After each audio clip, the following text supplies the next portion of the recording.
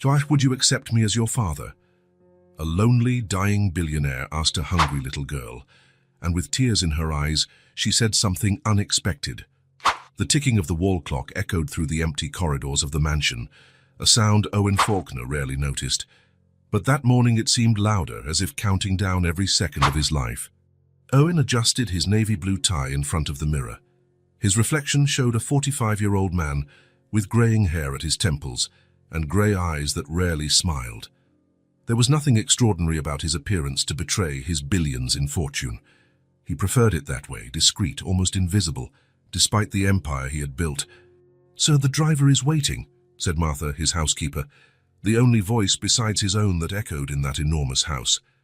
"Thank you," Owen replied, without looking at her. The annual medical checkup was just a formality.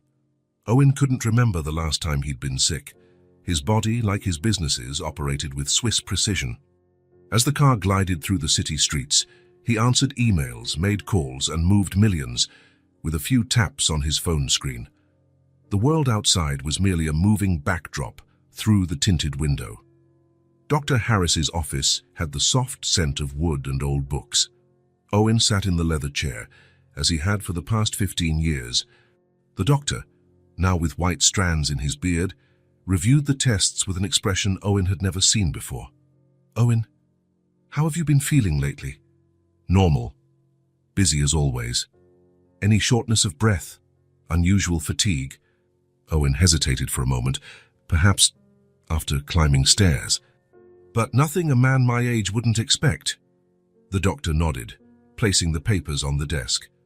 "We found something in your tests. Your heart is—" Dr. Harris paused, choosing his words carefully, "showing a condition that wasn't present last year." "What condition?" Owen's voice remained calm, as if discussing a simple business transaction. "Severe hypertrophic cardiomyopathy with complications.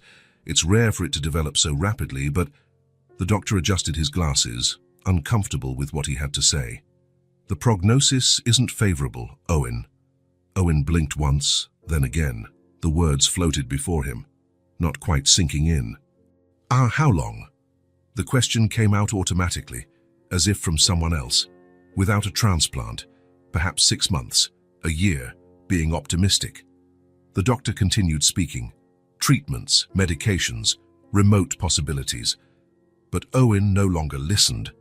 His brain, so agile at calculating risks and opportunities in business, now seemed frozen, unable to process the only thing he could never buy: more time. "I'll request your inclusion on the transplant list immediately. But I need to be honest. With your age and the rarity of compatible donors—" "I understand," Owen cut him off. "Jane, what are the next steps?" He listened to the instructions, noted down the names of medications on his phone, and scheduled follow-up exams, all with the same cold efficiency he conducted business meetings. Only later, already in the car, did he feel the first tremor in his hands. The driver asked if he was all right. Owen merely nodded, looking out the window at the people on the sidewalk, all walking, running, living without knowing how much time they had left. Perhaps it was better that way. His phone vibrated. It was his assistant, reminding him of the investor meeting. Owen cancelled with a brief message. For the first time in decades, the numbers in his bank account seemed utterly irrelevant. When the car stopped in front of the mansion, he asked the driver to drop him at the entrance. He wanted to walk a bit through the garden. The autumn flowers swayed in the breeze, indifferent to the fact that their owner had just discovered his finitude. Owen unlocked the front door. Silence greeted him as it always did. He took off his shoes, left his jacket on the sofa. His footsteps echoed on the marble floor as he walked to the kitchen for a glass of water. The house was so large that his voice, if he screamed, would echo. There was no one to hear anyway. In the living room, he paused before the wall filled with awards, certificates, and photos with celebrities and politicians. Evidence of what the world called success. No family photos. No faces smiling because of him, not for what he could offer. He poured himself a whiskey and walked out to the veranda overlooking the gardens. The sunset painted the sky in shades of orange and pink. Owen tried to remember the last time he had truly watched a sunset. He couldn't. The diagnosis finally began to settle in his mind. It wasn't the fear of death that bothered him, he realized. It was the fact that his absence from this world would go virtually unnoticed. The newspapers would report it, of course. The financial market would feel a momentary shock. There would be a funeral with many important people saying important things about a man they barely knew. And then, nothing. Owen took a sip of his drink, feeling the warmth spread down his throat. He had spent his entire life building an empire and had completely forgotten to build a life. The phone rang inside the house. Probably work matters. Owen didn't move to answer it. Instead, he stood there, watching the first stars appear in the sky, wondering if there was still time for something more than simply existing. 6 months, perhaps a year. What does a man who has everything but time do with the days he has left? The answer didn't come. Only the silence of the empty mansion and the growing weight of loneliness that now, finally, he allowed himself to feel. Owen walked aimlessly through the city's dark streets. The October chill pierced his expensive coat as if it were made of paper. He barely noticed. His thoughts were too heavy with the doctor's words echoing in his mind. 6 months. A year. Being optimistic. The diagnosis had changed everything and nothing at the same time. Life continued around him, cars passing, hurried people returning home, lights flickering in shop windows. But now, every moment seemed marked by an invisible clock. What's the point of all this money, and he thought, passing a closed jewelry store window, billions in bank accounts, properties on 3 continents, and no one to share it with, no one who truly cared if he lived or died. Unbeknownst to him, Owen had drifted away from his upscale neighborhood. The streets were now narrower, the buildings older, the lights dimmer. At another time in his life, he would have felt uncomfortable, perhaps even vulnerable. Now, with death lurking, none of that mattered. That's when he saw her. In the gap between 2 closed commercial buildings, a small figure rummaged through trash cans. A little girl, no more than 5 years old, in a thin, torn coat, scoured discarded scraps for food. Her dark hair was tangled and dirty. Even in the dim light, Owen could see she was shivering in the cold night air. Something about that scene paralyzed him. The girl was completely alone. No adults nearby, no supervision, just a child struggling to survive in a cold, indifferent world, like him. The realization hit him with surprising force. He, a billionaire with mansions in 3 countries, and she, a child rummaging through trash, both equally solitary, both with no one who truly cared. Without thinking, Owen took a step toward the alley. The sound of his shoe on the asphalt startled the girl, who turned around abruptly. Their eyes met, his tired and empty, hers frightened and suspicious. Owen stopped, raising his hand slightly to show he meant no harm. Something inside him stirred, an impulse that came from a place he didn't even know existed. Before he could analyze or think about the consequences, the words came out, "Would you accept me as your father?" The question hung in the cold night air, as unexpected to Owen as it surely was to the girl. She tilted her head slightly, her dark eyes fixed on his, as if trying to determine if she had heard correctly or if it was some kind of trick. Her small fingers tightened around a piece of stale bread she had found. She took a step back, wary, assessing the well-dressed man in front of her. "If it means food and a place to sleep, I accept," she finally replied, her voice small but determined. The answer, so practical and direct, caught Owen by surprise. There was no emotion there, just the basic logic of survival. It hit him with painful clarity. For her, it wasn't about family or affection, but about unmet needs. "What's your name?" he asked, his voice softer than usual. "Hannah," she replied, still keeping her distance. "I'm Owen. Are you hungry now, Hannah?" She nodded slightly, her eyes never leaving his. "There's a diner across the street," Owen said, pointing to a brightly lit establishment. "We can get something warm to eat. What do you think?" Hannah looked in the direction indicated, then back at him. Her eyes moved from his expensive coat to his polished shoes, assessing. "I don't have money," she said, as if needing to make that clear. "I do," Owen replied simply. A silence settled between them. The distrust in Hannah's eyes was palpable, but there was also something more, a spark of hope she tried to hide. "What do you like to eat?" Owen asked, trying to establish some connection. "A hamburger," she replied after a pause. "With fries. Great choice. I like those too." Another silence. Owen didn't move closer, respecting her space. "Why do you want to be my father?" Hannah finally asked, the question surprisingly direct for such a young child. Owen wasn't prepared for this. How to explain loneliness, terminal diagnoses, and the sudden realization of one's own mortality to a 5-year-old? "Because I'm alone," he replied simply. "Like you." The honesty of the answer seemed to resonate with Hannah. She took a small step forward, still clutching the piece of bread. "Did your parents die too?" "Yes," Owen said. "A long time ago." "Mine too," Hannah said. "My mom died. My dad left and never came back." "I'm sorry," Hannah shrugged, as if it were just a fact of life. "Do you live near here?" she asked. "Not too far. I have a big house. Lots of empty rooms." "Is there food there?" "Plenty of food," Owen confirmed, "but we can eat at the diner first if you prefer." Hannah seemed to consider the offer. The wind blew harder, making her shiver in her thin coat. She coughed, a dry, worrying sound. "It's very cold out here," Owen said. "Shall we go inside?" "You can order anything you want." After another moment of hesitation, Hannah nodded. Owen extended his hand but didn't insist when she didn't take it. Instead, they began to walk side by side toward the diner, separated by a cautious distance. The diner was one of those simple 24-hour places, with red vinyl booths and yellowed formica tables. The waitress, a middle-aged woman with her hair in a messy bun, raised her eyebrows at the sight of the strange duo entering. "Table for two?" she asked, her tone slightly suspicious. Owen nodded, leading Hannah to a booth in the back.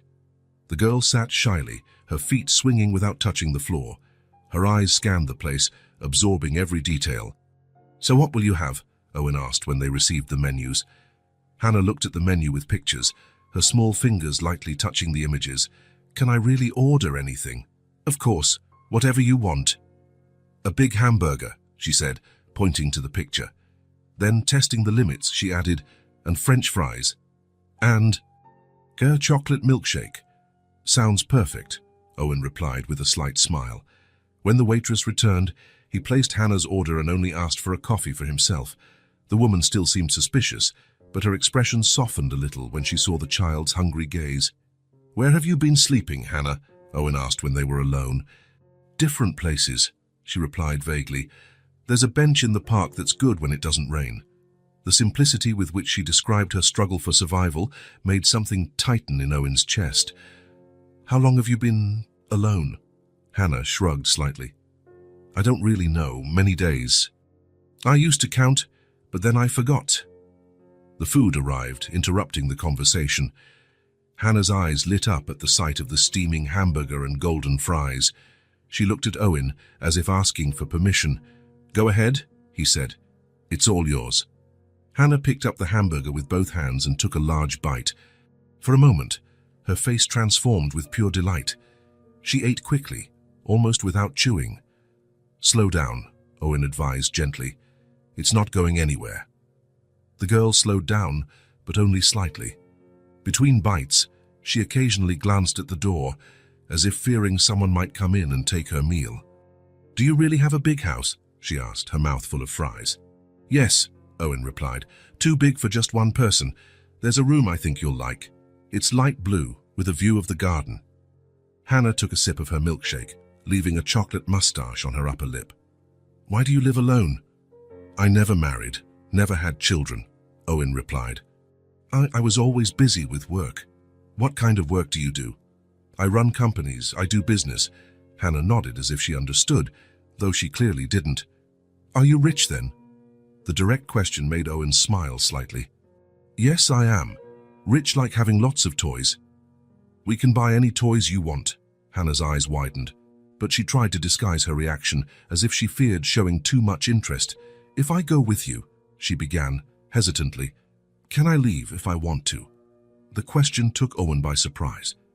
It was too astute for a 5-year-old, but perhaps it was the kind of shrewdness that came from the need for survival. "Yes," he replied honestly. You're not my prisoner, Hannah. I just want to offer you a safe place, food, clothes, a home. She studied him for a long moment, as if trying to read the truth in his eyes. Okay, she finally said. As Hannah finished eating, Owen noticed that her clothes were not only dirty but completely unsuitable for the cold. I think we need to get you some new clothes, he said. Your coat seems too thin for this cold. The stores are closed now, Hannah observed, looking out the window at the dark street. I know a place that's open 24 hours, Owen replied. We can go there later, if you're not too tired. Hannah nodded, biting into the last French fry. I'm not tired. Owen paid the bill, leaving a generous tip. When they stepped out onto the street, the cold seemed even more intense. Without thinking, he took off his own coat and placed it over Hannah's shoulders. But you'll be cold, she protested, though she was already snuggling into the oversized coat. I'm fine, Owen replied, feeling the wind cut through his thin suit. Strange how he didn't care about the discomfort. Let's find a taxi. A yellow taxi stopped when he hailed it. The driver gave the strange pair a curious look, but asked no questions when Owen gave the address of the shopping center. During the ride, Hannah remained silent, looking out the window at the city lights. Every now and then, she glanced at Owen, as if to check if he was still there. The shopping center was almost deserted at that hour of the night. The large department store had only a few bored employees, who barely disguised their surprise at seeing the strange pair, an obviously rich man and a visibly street-worn girl. My daughter needs new clothes, Owen said to the sales assistant, the words feeling strange on his tongue. The woman nodded, leading them to the children's section. Hannah stayed close to Owen, intimidated by the bright lights and the immense space of the store. You can choose anything you want, Owen said. Hannah looked at the racks of colorful clothes, clearly overwhelmed by so many options. I don't know what to choose, she admitted, her voice almost a whisper. Let's start with the basics then, Owen suggested, picking out coats, pants, t-shirts and pajamas that he thought would fit her. Hannah touched each piece with reverence, as if they were treasures. When they passed the toy section, her eyes fixed on a brown teddy bear with a red ribbon around its neck. She didn't ask for it, just looked at it for a long time before looking away. Owen picked up the teddy bear and offered it to her. Would you like this too? Hannah nodded shyly, a small smile appearing on her face for the first time that night. They left the store with several bags. In the taxi back, Hannah held the new teddy bear close to her chest, occasionally whispering something into its furry ear. Owen watched her out of the corner of his eye, a strange sense of protectiveness growing within him. When the taxi finally drove up the long driveway of the estate, Hannah's eyes widened. The mansion, illuminated by strategically placed lights, looked like something out of a fairy tale. Is this where you live? She asked, her voice almost a whisper. Yes, Owen replied. And now you do too, if you want. Hannah didn't answer, just stared at the mansion in astonishment as the taxi stopped in front of the main entrance. They got out of the car, Hannah still clinging to the teddy bear and wrapped in Owen's oversized coat. She stood still, gazing at the imposing building. Do you live here all alone? She asked ingenuously. Owen merely responded with a nod, the innocent question highlighting the emptiness of his existence in a way no one ever had before. Hannah took a few hesitant steps toward the door, waiting for Owen to open it. When they entered the spacious grand hall, with its marble floor and crystal chandelier, she slowly spun around, taking in the grandeur of the place. In that moment, Owen knew his life had changed forever. The diagnosis had given him a death sentence, but also, unexpectedly, it had given him something he never thought he'd have, a chance not to be alone for the time he had left. And as he watched the small, awestruck figure in the middle of his grand hall, he felt that the empty space he called home was finally beginning to transform. In the first mornings, Owen would wake with a start, as if he'd dreamed something important he couldn't recall. Then, the soft sound of footsteps in the hallway would bring everything back. He was no longer alone. A child now lived under his roof. Hannah's room had been just an empty space, one among dozens in the mansion. In a few days, it came to life. Owen had appropriate furniture brought in for a 5-year-old girl, a smaller bed at the right height, a colourful dresser, shelves for books and toys. The walls, once a neutral blue, now displayed glow-in-the-dark star stickers. Hannah explored the house with the caution of a small animal in unfamiliar territory. At first, she rarely ventured far from her own room. Owen often found her sitting on the edge of the bed, clutching her teddy bear, as if waiting for instructions on what she could or couldn't do. "The house is yours too," he told her one morning, as he watched her hesitate before the stairs leading downstairs. "You can go anywhere you want." Hannah nodded but didn't seem convinced. Years of street survival had taught her that everything had a price, that kindnesses were rarely free. "Shall we have breakfast?" Owen invited, extending his hand. She descended the steps, holding his hand, each step measured and silent. Martha, the housekeeper, had reacted with restrained surprise upon discovering the new resident. Professional as ever, she merely inquired about food preferences and allergies. Now she prepared breakfast for two, leaving it ready before going to attend to other parts of the house. "Do you like pancakes?" Owen asked, indicating the plate Martha had left. Hannah looked at the food with wide eyes. "Is this breakfast?" "Yes." "Don't you like it?" "I've never eaten this." Owen felt that familiar pang in his chest, a mix of compassion and anger for what that child had endured. "Try it. If you don't like it, we can make something else." Hannah tasted a small piece, and her face lit up. She ate the rest with enthusiasm, syrup dripping down her chin. Owen realized he was smiling as he watched her. A genuine smile, the kind he hadn't given in years. In the following days, he began to relieve Martha of breakfast duties. He woke up earlier and made pancakes, scrambled eggs, or whatever Hannah requested himself.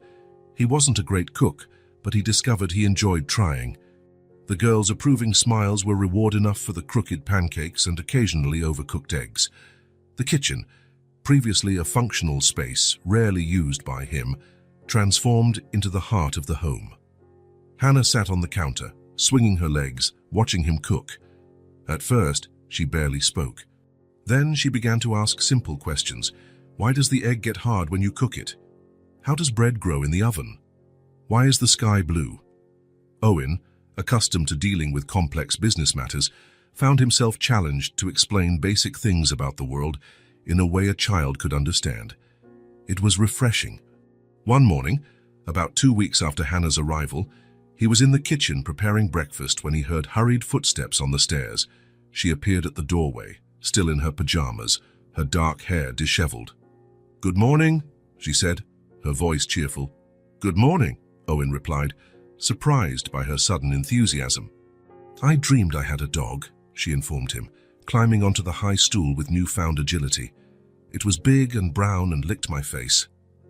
"Oh, really?" Owen placed a glass of orange juice in front of her. "And did you like that dog?" "Yes. Can we get one?" The question caught him off guard. It was the first time Hannah had asked for something directly, without circumlocution or hesitation.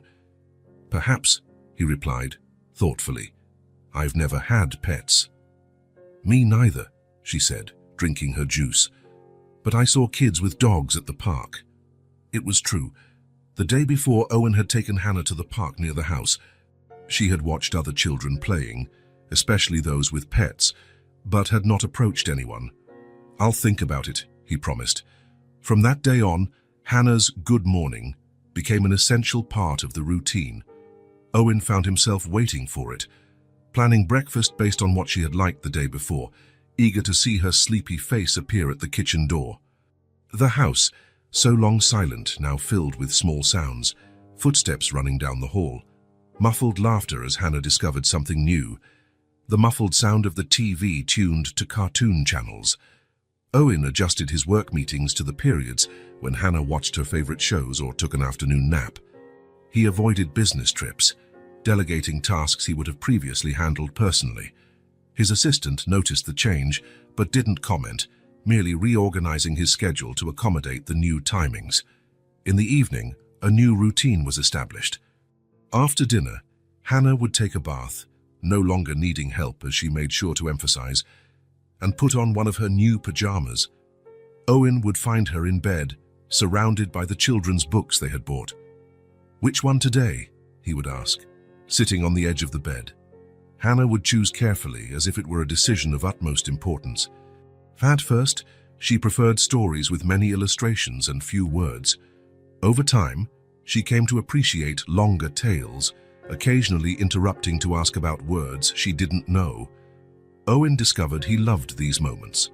The voice he used for different characters, the expressions of wonder or joy on Hannah's face, the sense of calm that enveloped him as he read. It was as if the world outside, with its board meetings, stock quotes, and the fatal diagnosis hanging over his head, simply disappeared during those stories. After reading, Hannah would hug him with surprising strength for someone so small. "Good night, Owen," she would say. She still didn't call him Dad, and he didn't insist. He knew that trust and affection couldn't be forced. "Good night, Hannah," he would reply, adjusting the covers around her. The first time Owen truly realized how much his life had changed was on an ordinary Wednesday, about a month after Hannah's arrival. He was in his home office, reviewing contracts, when the phone rang. It was his cardiologist, reminding him about a follow-up appointment that Owen had postponed twice. "Mr. Faulkner, your condition requires constant monitoring," the doctor said, his voice serious. "We need to check how the medication is working." "I'll be there tomorrow," Owen promised. As he hung up, he realized he hadn't thought about his illness in days. The pills remained on his nightstand, and he took them mechanically. But the death sentence that once occupied every waking moment had receded to a distant corner of his mind. He got up and went to the window. In the garden, Hannah was playing under Martha's supervision. She had found a butterfly and was carefully following it across the grass, talking to the insect as if it could understand her. Owen smiled. The prospect of dying hadn't changed, but his view of the time he had left had. Now, each day felt like an opportunity, not a countdown. That night, after the usual story, Hannah didn't lie down immediately. "Owen," she said, her voice serious for a 5-year-old. "Can I ask you a question?" "Of course." "Did you have a family before?" The question caught him off guard. Hannah rarely asked personal questions. "I did," he replied after a moment. "My parents. I don't have siblings." "Where are your parents?" Owen adjusted himself on the edge of the bed. "My mother died when I was young. I was 15. "What was she like?" Hannah asked, hugging her teddy bear. No one had asked Owen that in decades. The image of his mother came to mind. Dark hair like Hannah's, kind eyes, hands always busy with some work. "She was kind," he finally said. "She liked music, played the piano, sang to me when I was little. Did she get sick?" "Yes." Her heart stopped working properly. Owen didn't mention that his own heart condition was similar to what had taken his mother. Some truths were too heavy to share with a child. "And your father?" "He lived longer. He passed away 10 years ago." "Did you like him?" The question, so direct, made him reflect. His relationship with his father had been complicated. After his mother's death, the man had become even more rigid and distant, as if he feared that getting emotionally close to his son might cause more pain. "My father was difficult," he answered honestly. "He wanted me to be strong, successful. He didn't show his feelings much." "Did he hug you?" "Rarely." "That's sad," Hannah said with the devastating simplicity of children. "Yes," Owen agreed. "I guess it is." "I like when you hug me," she declared, as if that settled the matter. "I like it too," Owen replied, feeling something warm and strange in his chest. Hannah smiled and finally lay down, pulling the covers up to her chin. "Good night, Owen." "Good night, Hannah." As he left the room, Owen stopped in the hallway, leaning against the wall. The simple conversation had unearthed emotions he had carefully kept sealed for years. His father, always demanding excellence, never satisfied, had shaped much of who Owen had become. Focused on achievements, uncomfortable with feelings, skilled at accumulating power and wealth, but incapable of genuine connections. Until now. The following weeks brought more changes. Hannah began attending a private preschool near the house. Owen completely reorganized his schedule so he could personally drop her off and pick her up every day. The headmistress looked curiously at the reserved billionaire who appeared promptly at the gate, but asked no questions about Hannah's background. The adoption paperwork was in progress. Owen's lawyer had explained that the process would be complex, especially without official documentation about Hannah's biological parents. Investigations would be needed, supervised adaptation periods, psychological evaluations. Owen agreed to everything, determined to do whatever it took to ensure Hannah stayed with him. The house gained new spaces. An empty room transformed into a playroom. A wall in Owen's office now displayed colorful handmade drawings. The garden, once impeccably ornamental, gained a swing set and a small tree house. One Saturday afternoon, as Hannah played with building blocks on the living room rug, Owen watched her from the sofa. He had just finished reading a quarterly report for one of his companies. Impressive numbers, record profits, and realized he didn't feel the usual satisfaction. Instead, he found himself completely absorbed by the way Hannah's tongue poked out of the corner of her mouth when she concentrated on fitting two difficult pieces together. "I did it," she exclaimed when the structure stood upright. "Look, Owen." "Very good," he praised. "What is it?" "It's our house," she explained, pointing to different parts of the construction. "This is your room, this is my room, this is where we eat pancakes." "It's a perfect house," Owen said, sitting on the floor beside her. "When I grow up, I want a house just like this," Hannah declared, adding another block to the structure. "But smaller, this one's too big." "Oh, really?" Owen asked, genuinely curious. "Why?" "Because we only need enough space to be happy," she replied, as if it were obvious. "Guess the rest is wasted." Owen looked at the child in front of him, marveling at the wisdom contained in those simple words. Hannah was right, of course. The mansion, with its countless empty rooms and rarely used halls, was a monument to excess, not to happiness. "You know what?" he said. "You're very smart." "I know," Hannah replied with a little smile. "My teacher said so too," Owen laughed. A genuine laugh, the kind that had become more frequent in recent weeks. Hannah looked at him in surprise, then started laughing too, though she probably didn't understand exactly why. In that moment, sitting on the floor of his expensive living room, laughing with a child who had recently been rummaging through trash to survive, Owen felt something he didn't immediately recognize. It was a light, almost physical sensation, as if a weight had been lifted from his shoulders. Later, lying in his bed, he realized what it was. For the first time in decades, he felt part of something bigger than himself. He was no longer just Owen Faulkner, the lonely billionaire with a corporate empire. He was someone who made pancakes in the morning, read stories at night, and had drawings hanging in his office. He was, in a way, a family. Not the one he had always imagined having someday, in a distant future that never arrived. Not the traditional family his father expected him to form, but a family nonetheless, imperfect, improvised, built on a chance encounter on a cold night. A family that, despite its short existence, had already changed everything.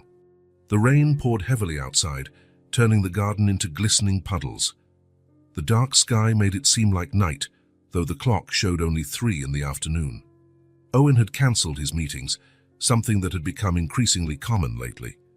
On days like this, he preferred to stay home. Hannah was sitting on the large living room sofa, legs crossed, drawing on a paper pad. Beside her, a mug of hot chocolate slowly cooled. Owen watched her from a nearby armchair, pretending to read a financial report, but actually absorbing every expression that crossed the little girl's concentrated face. A loud clap of thunder made the windows vibrate. Hannah looked up from her drawing, startled. "It's just noise," Owen said, trying to reassure her. "The storm is far away." "I'm not scared," she replied, returning to her drawing. After a few strokes, she added, "I used to be. Used to be. When I lived on the street, it was bad when it rained hard." Hannah rarely spoke about her life before meeting Owen. He never pressed, sensing that the memories were too painful for someone so young. "Did you get wet?" he asked, carefully. Hannah nodded, continuing to draw. "And it was cold. I had to find places to hide." She paused, her small hand stopping on the paper. "Once a man let me stay at his shop door.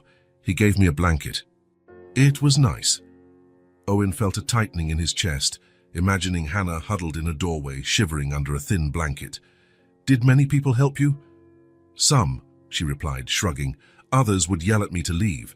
They said I scared away customers. She spoke without self-pity, merely stating facts, which made it even more painful for Owen. How long were you alone? Hannah frowned, thoughtful. I don't really know, a long time. Ever since Tom left me in the park. Tom? My mom's boyfriend. He wasn't my real dad. Owen put the report aside, giving his full attention to the conversation. Do you want to tell me about your mom? Hannah dropped her pencil and pulled her knees to her chest, hugging her legs. She was pretty. She had hair like mine, and she sang me to sleep. What happened to her? She got sick. She slept a lot. Then she didn't wake up anymore. The simplicity of the answer contained an immense tragedy. Owen tried to imagine the impact of his mother's death on such a small child. And then, Tom took care of me for a while, but he drank a lot. He got angry. He said he couldn't take care of a child. Hannah paused, her eyes fixed on some distant point. One day he said we were going for a walk. He took me to a park. He told me to wait on the bench, that he was going to buy ice cream. He never came back. Owen felt a wave of anger at the man who had abandoned a small child to fend for herself. He took a deep breath, controlling his emotion. How old were you? I think 4. And how did you survive after that? Hannah shrugged again. I waited for him to come back. Then I got hungry and asked people for food. Some gave it to me. I learned to find places to sleep, to run from adults who seemed dangerous. She spoke as if describing a normal routine, not the desperate struggle of an abandoned child. You are very brave, Hannah, Owen said, his voice low. I had no choice, she replied with a wisdom beyond her years. A silence settled between them, filled only by the sound of rain on the windows. Hannah returned to drawing, apparently ending the subject. But Owen felt it was important to share as well, to build a bridge between their experiences. I also lost my mother when I was young, he finally said. Hannah looked up from her drawing, interested. Were you small like me? Not so much, I was 15. But I was still a boy. What happened to her? She got sick, like your mum. Her heart wasn't working right. Did you cry? Hannah asked, her dark eyes fixed on his. The question caught him off guard with its direct simplicity. Yes, he replied, remembering the teenager he had been, lost in a pain he didn't know how to express. I cried a lot. Me too, Hannah confessed, lowering her voice as if sharing a secret. But Tom said crying was for babies. Tom was wrong, Owen said firmly. There's nothing wrong with crying when we're sad. Hannah nodded, absorbing the information. And your dad, she asked, did he take care of you? Owen hesitated, organizing his thoughts. How to explain his complex relationship with his father to a 5-year-old? Yes, he took care of me, but in a different way. How? My father thought I needed to be strong, independent. He didn't like to show feelings. After my mother died, he became even more distant. He didn't hug you, Hannah asked, her brow furrowed as if trying to understand. Rarely. That's sad. Yes, Owen agreed. But I think he did the best he could. Some people just don't know how to show what they feel. Hannah seemed to ponder this. Then, to Owen's surprise, she got up from the sofa and came to his armchair. Without a word, she climbed onto his lap and hugged him tightly, her thin arms wrapping around his neck. I know how to show it, she said simply. Owen felt something break inside him, a barrier he hadn't even known existed. He wrapped his arms around the small figure, feeling her warmth against his chest. For a moment, they remained like that, enveloped in the sound of rain beating against the windows. We're alike, you know, Owen said softly. How? We both lost important people. We were alone. But now we've found each other. Hannah pulled back slightly to look at him, her small face inches from his. You won't leave me like Tom, will you? The question, so direct and laden with vulnerability, hit Owen to his core. How could he promise he wouldn't leave her when his own heart was on a countdown? But looking into those trusting eyes, he knew he had to offer some certainty. I'll do everything I can to stay with you, Hannah. And even if something happens to me someday, I'll make sure you're never alone again. She seemed satisfied with the answer and rested her head on his shoulder again. Outside, the rain continued to fall, but inside that room something had changed. Two survivors, marked by different but equally profound losses, had found in each other something they both thought they had lost forever: a home. Weeks had flown by since Hannah entered Owen's life. The routine at the mansion gained new rhythms, new sounds, new colors. The adoption process moved forward, albeit with the typical slowness of bureaucracy. The social worker visited regularly, always impressed with the girl's adaptation and Owen's visible effort to create a suitable environment. That Monday began like any other. Owen took Hannah to school, promising to pick her up in the late afternoon. He had an important meeting with investors, something he had been postponing but could no longer put off. The meeting stretched for hours. Numbers, projections, market strategies. Owen answered questions with his usual precision, but something had changed in his approach. Decisions he would have made without hesitation before now passed through a new filter. How would they affect his time with Hannah? Would it be worth embarking on a project that would require constant travel for the next few months? Owen. His finance director's voice brought him back. What do you think of the proposal? I need to analyze a few more details, he replied, buying time. Let's discuss this tomorrow. When the meeting finally ended, Owen felt a persistent ache in his temples. The doctor had warned him about this. Stress could worsen his heart condition. He needed to better manage work pressures. Upon arriving home with Hannah, Owen could barely keep his eyes open. The headache had worsened, and he felt a fatigue that seemed to penetrate to his bones. Are you okay? Hannah asked as they climbed the stairs, her small hand holding his. Just a little tired, Owen replied, trying to smile. It was a long day. Hannah watched him carefully, her dark eyes assessing every detail of Owen's pale face, the deep circles under his eyes, his less erect posture than usual. In the living room, Owen sank heavily onto the sofa, closing his eyes for a moment. When he opened them, he saw Hannah standing in front of him, her expression serious. Now go rest, she said with surprising firmness for someone so small. Now I'll take care of you. Owen blinked, confused. What? You always take care of me, Hannah explained, crossing her arms like a miniature responsible adult. Now you're tired, I'll take care of you. Before Owen could protest, Hannah had already left the room. He heard her hurried footsteps in the hallway, going upstairs, then coming down again. She returned carrying a blanket, dragging it across the floor, actually, as it was bigger than her. With visible effort, she tried to spread it over Owen's legs. Let me help, he offered, but Hannah shook her head, determined. No. You stay still. Owen obeyed, watching tenderly as she struggled to cover him properly. When she finally succeeded, she stepped back to assess her work, her brow furrowed in concentration. Now don't move, she ordered, before leaving the room again. This time her footsteps headed towards the kitchen. Owen heard the sound of the refrigerator opening, followed by the sound of running water. A few minutes later, Hannah returned, carefully carrying a glass of water with both hands, the liquid swaying dangerously close to the rim. Drink, she said, offering the glass when she reached the sofa. Water is good for you. Owen took the glass, taking a sip to please her. The truth was he was thirsty, but hadn't realized it until that moment. Thank you, Hannah. She nodded, serious, and left again. She returned shortly after with an apple and some grapes on a plate. Martha said fruit is good when you're sick, she explained, placing the plate on the coffee table. Are you sick? No, Owen replied. Just tired. Hannah didn't seem entirely convinced. She climbed onto the sofa beside him, studying his face intently. My mom used to get like this sometimes, she said, her voice low. Tired. I used to get water for her too. Owen felt a pang in his chest, imagining Hannah, even smaller, taking care of a sick mother. Did you take good care of her? Hannah nodded, her gaze distant for a moment. She used to say I was her special nurse. Returning to the present, Hannah adjusted the blanket over Owen, pulling it up to his chin just as he did for her every night.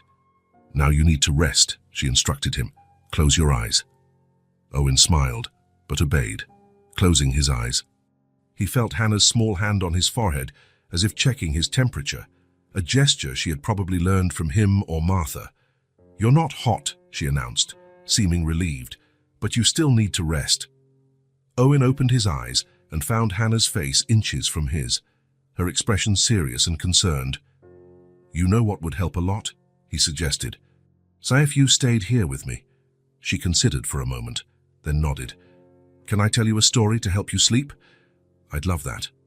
Hannah settled beside him on the sofa, under the blanket. She began to tell a very unique version of Cinderella, mixing elements from different tales Owen had read to her. Owen listened to her, feeling a strange warmth spread through his chest.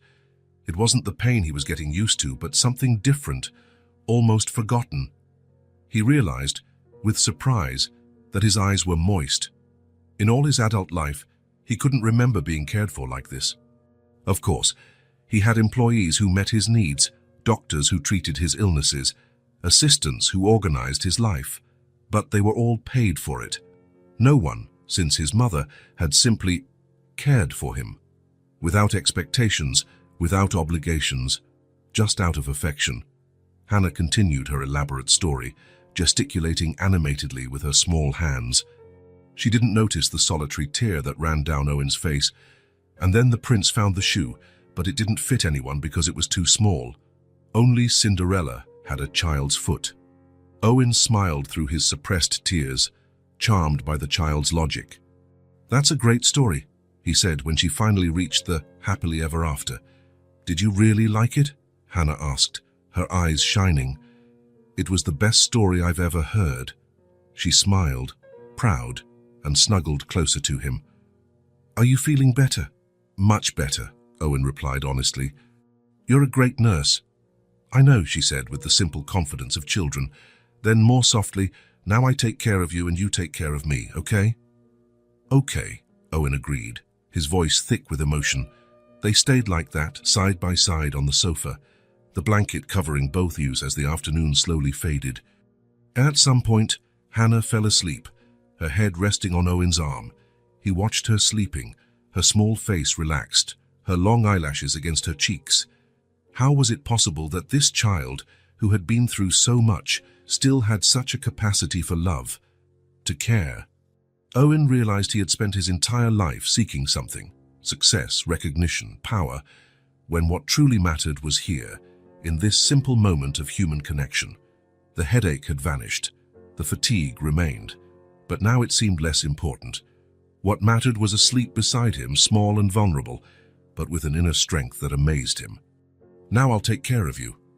Hannah's simple words echoed in his mind, healing something he didn't even know was broken. The days at the mansion settled into their own rhythm. What was once a silent, empty house now pulsed with the energy of a child. Owen discovered he enjoyed routines, not the rigid, impersonal ones that marked his corporate life, but the small traditions he and Hannah created together. Mornings started early. Hannah would wake with the sun, and often Owen would find her already sitting in bed, chatting softly with her teddy bear. Breakfast together became sacred, pancakes on Tuesdays and Thursdays, scrambled eggs on Mondays and Wednesdays, cereal on weekends, small rituals that anchored their days. One Saturday morning while they were eating, Hannah watched Owen reading the newspaper. "I want to learn to read too," she said, pointing to the printed letters. Owen lowered the newspaper, surprised. "But would you like me to teach you?" Hannah nodded, determined. "I want to read stories by myself." That same afternoon, Owen transformed a corner of the library into a small classroom. He bought colorful notebooks, soft pencils, children's books with large letters and vibrant illustrations. Hannah sat at the low table he had provided, her feet swinging above the floor, her eyes attentive. "Let's start with the alphabet," Owen said, drawing large letters on a whiteboard he had installed on the wall. Hannah repeated each letter, tracing them carefully in her notebook. Her tongue would peek out of the corner of her mouth when she concentrated, a habit Owen found adorable. "This one's hard," she complained when they reached R. "Try again," Owen encouraged. "It doesn't have to be perfect." After a few frustrated attempts, Hannah finally succeeded. She held up her notebook, proudly displaying the letter. "Look, I did it." "It's perfect," Owen praised. feeling a satisfaction no successful business had ever given him. Reading sessions became part of their daily routine. Half an hour after breakfast, before Hannah went to preschool, and another half an hour before dinner, Owen was surprised by how quickly she learned. In a few weeks, she recognized all the letters and began to form simple words. House, she spelled one night, pointing to each letter in the book. House. Exactly, Owen confirmed. And where is this house? Hannah pointed to the colorful illustration. In the forest. It's where the bunny lives. And where is our house? Hannah thought for a moment. On the hill. It's the biggest one of all. And do you like living here? A wide smile lit up her face. It's the best house in the world. Something warm expanded in Owen's chest. The mansion, which for so long had been merely a symbol of status, an investment, was now a home, a refuge. The best house in the world, according to the only opinion that truly mattered. Hannah's drawings began to appear everywhere. At first, Owen carefully stored them in a folder like treasures. Then he realized they should be displayed, celebrated. He bought colorful frames and began hanging them on the walls. The first was a portrait of the two of them, stick figures, one large and one small, holding hands under a smiling sun. Owen hung it in his office, where he could see it while he worked. Did you really like it? Hannah asked, watching him fix the frame to the wall. It's my favorite piece of art, he replied sincerely. Hannah smiled, her eyes sparkling with pride, and ran off to make more drawings. Soon the mansion, once decorated with expensive paintings and exclusive sculptures, gained a new art gallery. Drawings of colorful trees in the hallway, a series of animals, some recognizable, others completely imaginary, in the living room, a huge rainbow in the entrance hall. Martha, the housekeeper, initially seemed disconcerted by the transformation, but Owen caught her one day carefully adjusting a crooked frame, a soft smile on her usually austere face. She has talent, Martha commented. The house feels more alive now. Owen agreed. Everything felt more alive now. Writing came soon after reading. Hannah practiced forming letters, then words, on sheets of colored paper. Her first complete word, written without help, was Owen. She handed it to him one morning, proud of her creation. Look, I wrote your name. The letters were large and uneven. The E was backward. But to Owen, it was the most beautiful handwriting he had ever seen. I'll keep it forever, he said, putting the paper in his pocket. Later, when Hannah was at school, Owen had that piece of paper framed. He placed it on his bedside table, the last thing he saw before sleeping and the first thing he saw upon waking. As time passed, Hannah's abilities grew, as did Owen's confidence as a father. He had never imagined himself teaching someone to tie shoelaces, to use cutlery correctly, to say please and thank you. Now, these simple lessons filled his days. One night, after dinner, Hannah asked to make cookies. I've never made cookies before, Owen confessed. Neither have I, Hannah said, but we can learn together. Owen found a simple recipe online. Together they measured flour, spilling most of it on the floor, cracked eggs with shell fragments that needed to be fished out of the batter, and mixed everything in a large bowl. The kitchen, usually immaculate, transformed into a culinary battleground. Hannah had flour in her hair, butter on her cheeks, and a smile that lit up her entire face. When the cookies finally came out of the oven, some slightly burnt at the edges, Hannah applauded. We made real food. Owen bit into one of the cookies. It was a little hard, definitely too sweet, but somehow it was perfect. These are the best cookies I've ever eaten, he declared. Hannah's smile widened even further, and Owen realized how she blossomed with every word of approval, every small compliment, as if her whole life had been marked by the lack of these simple confirmations that she was doing something right, that she was valued. He promised himself he would never be stingy with praise, never fail to celebrate her accomplishments, no matter how small. One Sunday afternoon, as they walked through the garden, Hannah suddenly stopped in front of a flower bed. Look, she exclaimed, pointing to a blue butterfly that had landed on a flower. It's so beautiful. Owen observed the fragile insect, its wings shimmering in the sun. At another time, he would barely have noticed something so common. Now, through Hannah's eyes, he saw the extraordinary beauty in the ordinary. "Do you know why butterflies have such beautiful colors?" he asked. Hannah shook her head, curious. "To attract other butterflies." "That too, but mainly to protect themselves. Bright colors warn predators that they might be poisonous." "Wow," Hannah said, impressed. "How do you know so much?" Owen smiled. "I read. And now you can read too, and discover things like that." Hannah nodded, determined. "I'm going to read all the books in the world. All of them." "Well, maybe not all of them," she reconsidered. "Only the interesting ones." Owen chuckled, a sound that was becoming increasingly familiar in a house that once knew only silence. That night, at bedtime, Hannah showed Owen a thin book they had bought the previous week, her first attempt at reading a complete story by herself. "Can I try reading to you tonight?" she asked, shyly. "I'd love that," Owen replied, sitting on the edge of the bed. Hannah opened the book, took a deep breath, and began. Slowly, with some pauses to decipher more difficult words, she read the story of a rabbit who wanted to reach the moon. Owen helped occasionally, but let her figure out the words on her own whenever possible. When she finished the last page, Hannah closed the book with an expression of pure triumph. "I read it. I read the whole book." "You did it," Owen confirmed, feeling his chest swell with pride. "I knew you could." Hannah threw her arms around his neck, hugging him tightly. "You're the best dad in the world," she whispered. Owen froze for a moment. It was the first time Hannah had called him that, Dad. Not an Owen, not Sir, but Dad.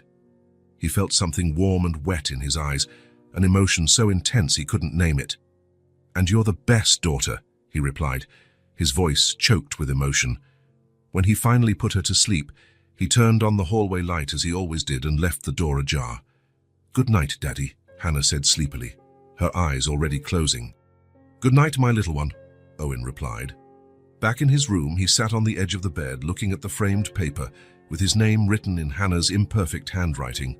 A small victory, one among so many they had shared in recent months. The diagnosis, the medication, the regular appointments, all of it was still part of his reality. But somehow, they had lost their centrality in his life. What mattered now were the colorful drawings on the walls, the bedtime stories, the crooked cookies, and that word, Dad, spoken so naturally that it seemed like it had always been that way. And perhaps Owen thought this was the greatest victory of all. The darkness was thick, almost palpable. Owen ran through a labyrinth of empty streets, calling out for Hannah. His voice echoed between the buildings, but no one answered. He turned a corner and found only more deserted streets. Panic grew with every step. Suddenly, he spotted a small figure in the distance. Hannah. He ran toward her, his heart pounding in his chest. But the more he ran, the farther away she seemed. The tiny silhouette began to fade, like smoke carried by the wind. "Hannah," he cried, "don't go." She turned one last time, her small face marked by deep sadness. "You can't save me," she said, her voice strangely adult. "No one can." And then she disappeared completely. Owen woke with a violent start, sitting up in bed. His heart was pounding so hard it hurt, and his sleep shirt was drenched in sweat. For a moment, he was disoriented, the remnants of the nightmare still too vivid. He glanced at the digital clock on his nightstand. 3:17 a.m. The house was silent, terribly silent. The irrational fear from the dream persisted, refusing to dissipate even now that he was awake. What if Hannah wasn't in her room? What if everything, the meeting, the months together, the shared small joys, had been just a long dream from which he had finally woken? Without turning on the light, he got up and left the room. The hallway was lit only by the faint security light they left on overnight. He moved quickly, his bare feet silent on the carpet, until he stopped in front of Hannah's bedroom door. He hesitated, his hand on the doorknob. It would be ridiculous to enter just because of a nightmare. She would be sleeping peacefully, of course. But the fear persisted, coiled in his stomach like a cold serpent. Carefully, he turned the doorknob and opened the door just enough to peek inside. The soft glow of the moon-shaped nightlight, which Hannah insisted on keeping on overnight, revealed the colorful and cozy room. And there, in the center of the bed with star and planet blankets, she was.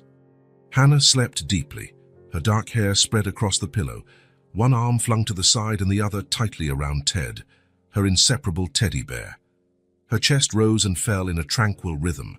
Occasionally, her lips moved, as if she were talking in her dreams. The relief Owen felt was almost physical, as if a huge weight had been lifted from his shoulders. She was there. Safe, protected. He silently entered the room and closed the door behind him. Instead of going back to his bed, he went to the reading armchair in the corner, the one where he sat every night to tell stories. He sank into the soft seat, his eyes never leaving the small sleeping figure. Hannah stirred in her sleep, murmuring something unintelligible, then quieted again. The soft light of the nightlight cast gentle shadows on her face, highlighting the smooth curve of her cheek, her long eyelashes against her skin. Owen felt something strange in his chest, an emotion for which he had no adequate name. It wasn't just love, though that was there too, growing every day. It was something more complex, a mixture of wonder, gratitude, and a deep fear he now fully recognized. The fear of losing her. Not just in the literal sense, as in the nightmare, but in every possible way. And there were so many. The adoption process could encounter obstacles. Someone with more legal rights could appear. Or worse, his heart condition could take away what mattered most now. Time. Time to see her grow, learn, become the extraordinary person she was already beginning to reveal herself to be. The doctor had scheduled new exams for the following week. Owen had been postponing them, finding excuses, scheduling important meetings at the same times, as if, by avoiding the exams, he could also avoid the reality of his condition. But now, looking at Hannah, he knew he could no longer run. He had to face the truth, whatever it was. For her. To ensure that, no matter what happened to him, she would always be safe, always loved. Hannah turned in bed, hugging her teddy bear more tightly. A small smile appeared on her lips, as if her dream was much more pleasant than Owen's. He had never imagined this for himself. Family, parenthood. In fact, he had actively decided against it, convinced that the world of business was all he needed or wanted. Relationships were complicated, unpredictable, children, even more so. They were an emotional risk he wasn't willing to take. How wrong he was. Now sitting in that armchair in the middle of the night, watching a child who, until a few months ago, was a complete stranger, Owen understood what he had truly avoided throughout his adult life: vulnerability. The risk of loving someone more than himself, of putting another person's happiness and well-being above his own. It was terrifying, and it was the most extraordinary thing he had ever experienced. The first few months with Hannah had transformed his house. The previously impersonal walls now displayed colorful drawings. The silent corridors echoed with laughter and curious questions. The dining table, once used only when unavoidable, was now the center of lively conversations about the school day, new friends, surprising discoveries. But the biggest transformation had been within himself. Owen Faulkner, the reclusive billionaire, the man who had built a financial empire but completely neglected his personal life, now discovered what it truly meant to live. It wasn't about acquisitions or mergers, about bank accounts or properties. It was about shared moments, pancakes on Sunday mornings, bedtime stories. The expression on Hannah's face when she finally managed to tie her own shoes. It was these small things, these seemingly insignificant moments, that suddenly held all the meaning in the world. Hannah sighed in her sleep, a sound so small and confident that something tightened in Owen's chest. She trusted him completely. She relied on him. And he had discovered that he needed her as much as she needed him. He was no longer alone, and the truth was, he didn't want to be anymore.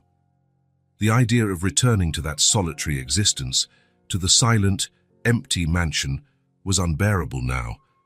They had found each other by chance, on a cold night that could easily have been like any other. An improbable encounter that had changed everything. Two lonely people who, together, had discovered what it meant to be a family. Owen leaned back in the armchair, his eyes still fixed on the small, sleeping figure. The fear persisted, of course. Perhaps it always would. But alongside it was something stronger, determination. He would do everything he could to stay by her side, to be the father she deserved, for as long as he had. And as he watched his daughter's peaceful sleep, he made a decision. He would call the doctor in the morning. It was time to face the truth, whatever it was, for her, for them. The morning after the nightmare, Owen dialed the number he had avoided for months. Dr. Harris's office, good morning. This is Owen Faulkner. I need to schedule an appointment with Dr. Harris as soon as possible. Mr. Faulkner, the receptionist replied with a tone of recognition. We've been trying to reach you. The doctor asked to reschedule your follow-up tests. Owen felt a pang of guilt.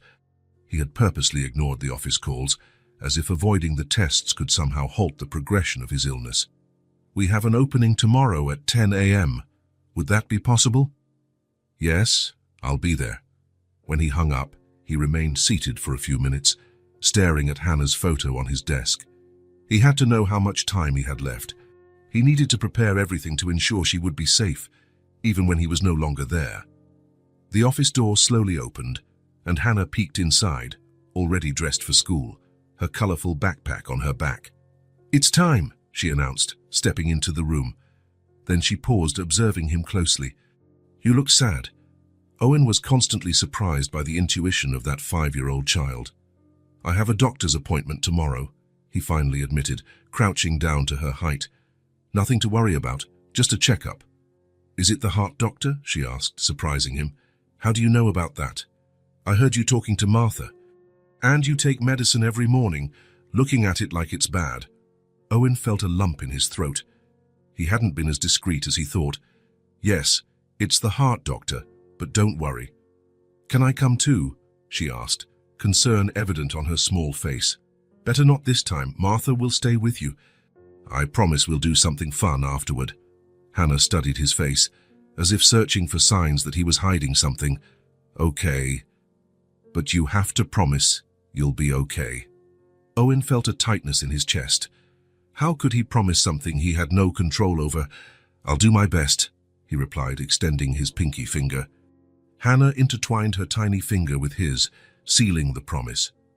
The next day, after dropping Hannah off at school, Owen drove to the doctor's office. The waiting room hadn't changed. The same neatly arranged magazines, the same abstract paintings, the same respectful silence. The nurse called him 15 minutes later, leading him first to the exam room. Electrocardiogram, blood pressure, blood draw. Owen observed everything with a sense of inevitability. Whatever the result, he had to face it head-on. For Hannah. Finally, he was led into Dr. Harris's office, a man in his 60s, with graying hair and shrewd eyes behind thin-rimmed glasses. Owen, it's been a while, the doctor said, extending his hand. Then we were worried about you. I've been busy, I imagine. The doctor opened a thick folder, examining results and charts. It's not typical of you to postpone important appointments. Owen didn't answer. Dr. Harris had known him for 15 years, long enough to notice changes in his behavior. Well, the doctor finally said, leaning back in his chair. I must say I'm surprised. Owen's heart sped up. Surprised? How had the disease progressed more rapidly? Your condition has stabilized, Dr. Harris continued, adjusting his glasses. In fact, I see signs that the progression of your cardiomyopathy has not only slowed down, but, in some aspects, has regressed. Owen blinked, trying to process the words. What exactly does that mean? The doctor pulled out some sheets with graphs.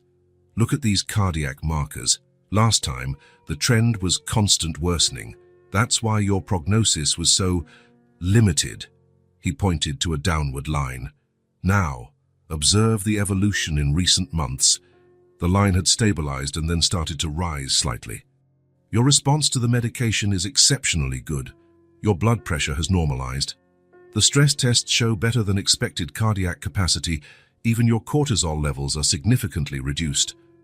A wave of relief washed over Owen's body. How long? He asked, his voice almost a whisper. The doctor removed his glasses, cleaning them thoughtfully. It's hard to say precisely. Hypertrophic cardiomyopathy remains a serious condition. He put his glasses back on, looking directly at Owen. But with this rate of response to treatment, we're talking about years, not months, possibly many years, with proper monitoring. Years. The word echoed in Owen's mind. Years to see Hannah grow up. Years to build memories. Years he didn't expect to have. Let me be frank, Dr. Harris continued. In my 30 years of cardiology, I've rarely seen such a significant reversal in a severe case like yours. Medicine has its explanatory limits, but something important has clearly changed. The doctor leaned forward. What has changed in your life, Owen? Your physiology shows signs of someone who has undergone a significant transformation. Owen felt a faint smile form on his lips. A child, he replied simply. The doctor raised his eyebrows, clearly not expecting this answer. You adopted? We're in the final stages. A 5-year-old girl. Interesting. Dr. Harris made a note. And how has this experience been for you? Owen thought of Hannah, her morning laughter, the bedtime stories, the colorful drawings adorning the mansion walls. Transformative. It changed everything. Well, the doctor said, leaning back with a smile, it seems this child is exactly what the doctor would order, if we knew how to prescribe something like that. There's ample literature on the positive effects of emotional connections on cardiovascular health, but we rarely see such dramatic results. When he left the office, Owen felt as if he had been given a second chance at life. The sky seemed bluer, the air sweeter. The city around him pulsed with possibilities. Instead of returning to the office, he drove to the shopping center. He entered a jewelry store where he was a known client. Mr. Faulkner, how can I help you today? I'm looking for something special, a gift for my daughter. The word daughter still felt new on his lips, yet strangely natural.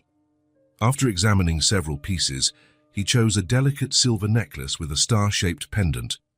Hannah loved stars. They spent hours in the garden on clear nights, identifying constellations.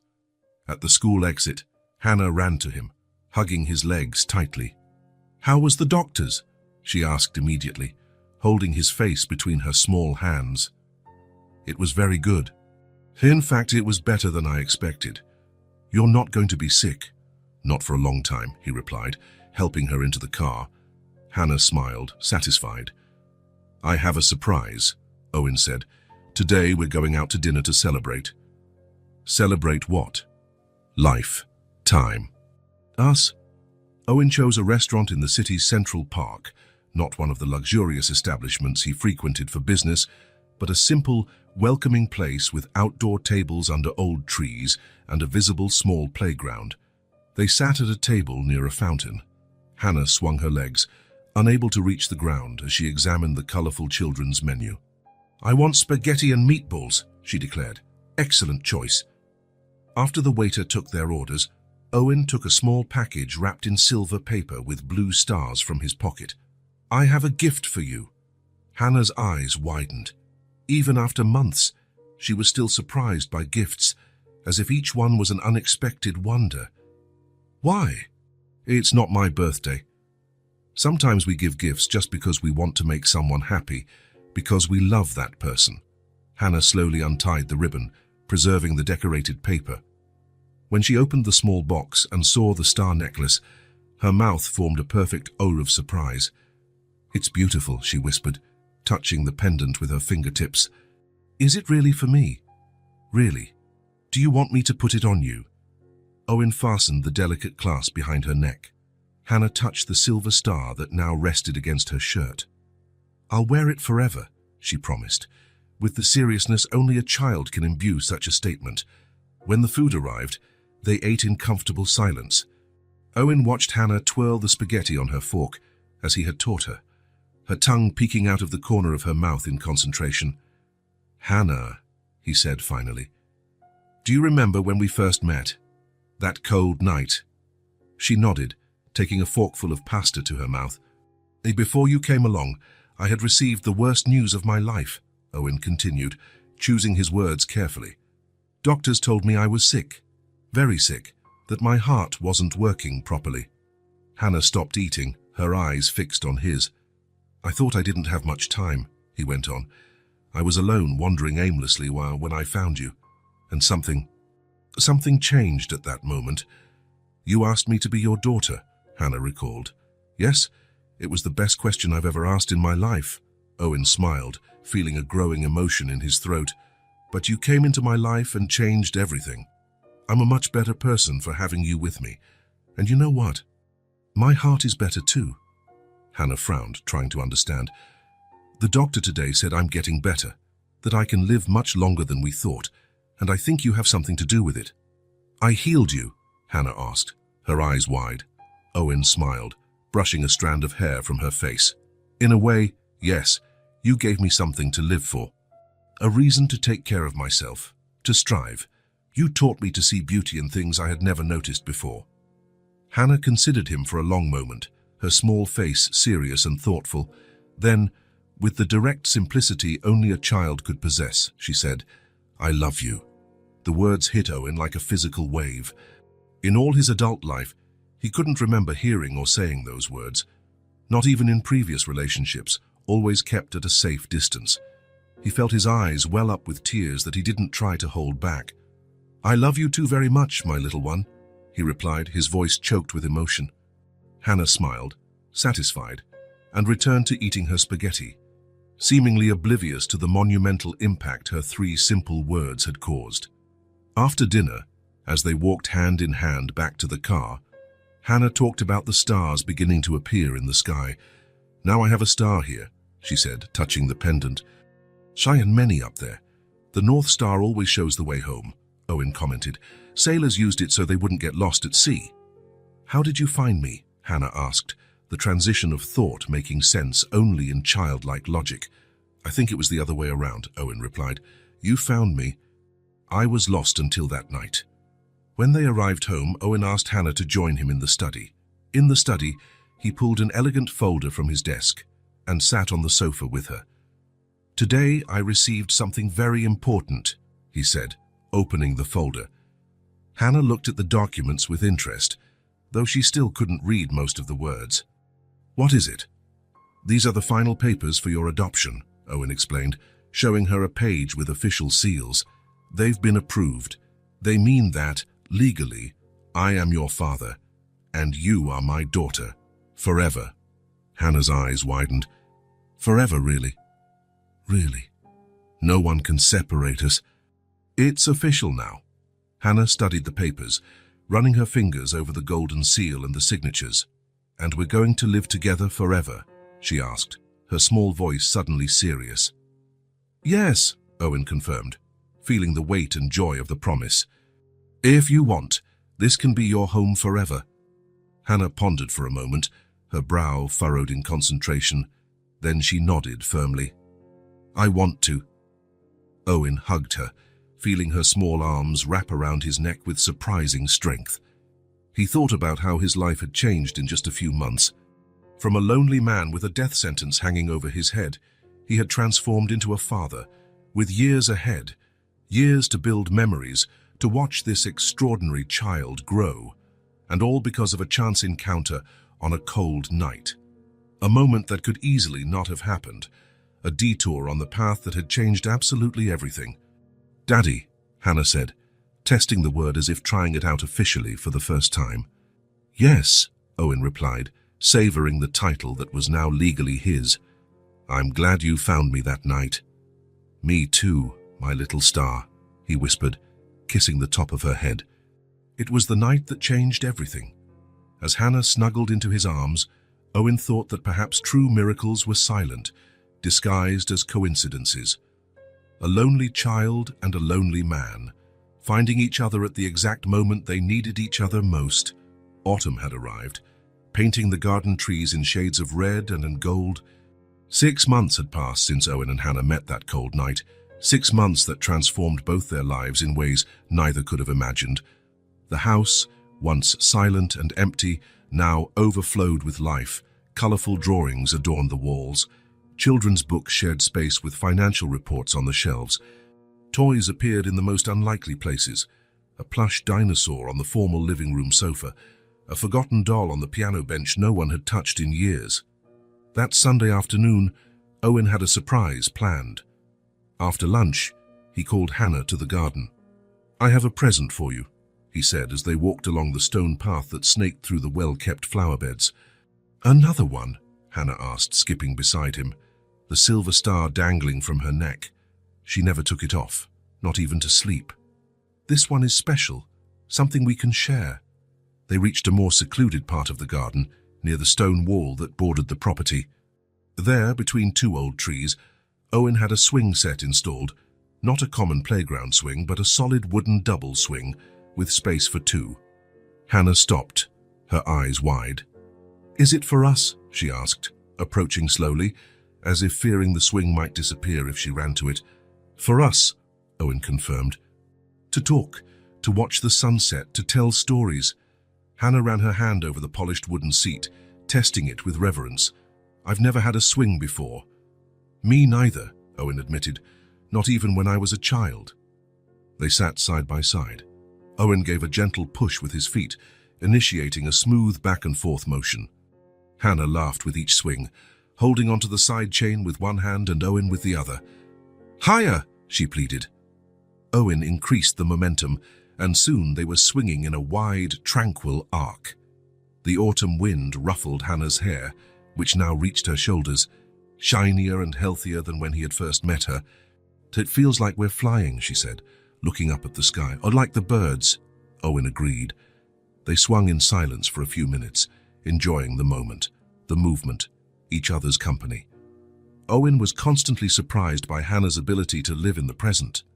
She didn't worry about tomorrow or regret yesterday. She simply existed fully in each moment. It was a lesson he was still learning.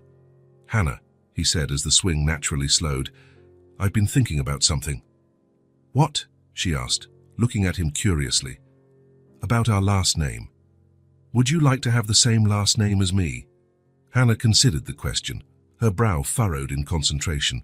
"Would I be Hannah Faulkner?" "Yes. Legally, you're already my daughter, but we can make it official in your name too." "What happened to my other last name?" The question caught Owen by surprise. In the adoption papers, Hannah was registered only with her first name, no known last name. "What was your last name before?" he asked gently. Hannah shrugged. "I don't know. No one ever called me by a last name." Owen felt his heart ache, imagining such a small child without even the anchor of a full name, a partial identity, as if her existence was only temporary. "Then this will be a new beginning for both of us," he said, putting his arm around her shoulders. "Hannah Faulkner." She smiled, testing the name in a whisper. "Hannah Faulkner. I like how it sounds." "Me too," Owen agreed. The sun began to set on the horizon, casting a golden light over the garden. Shadows lengthened, and the air grew cooler. "I think we should mark this moment," Owen said, taking a small camera from his pocket. "How about a picture of us here?" "Yes," exclaimed Hannah, excited. She loved photos, although she had rarely been photographed before living with Owen. "Let's sit there," he suggested, pointing to a stone bench under an apple tree laden with red fruit. They walked there hand in hand. Owen sat down, and Hannah, spontaneously, climbed onto his lap. "Like this?" she asked, settling in. "Oh, perfect," Owen replied, extending his arm to position the camera. "Wait," Hannah asked. She adjusted her star necklace so it was visible and smoothed out the blue dress she was wearing. "Now, yes," Owen smiled, not at the camera, but at the seriousness with which she approached that moment. How every little thing was special to Hannah. "On three now, says our home, okay?" "Okay. 1, 2, 3.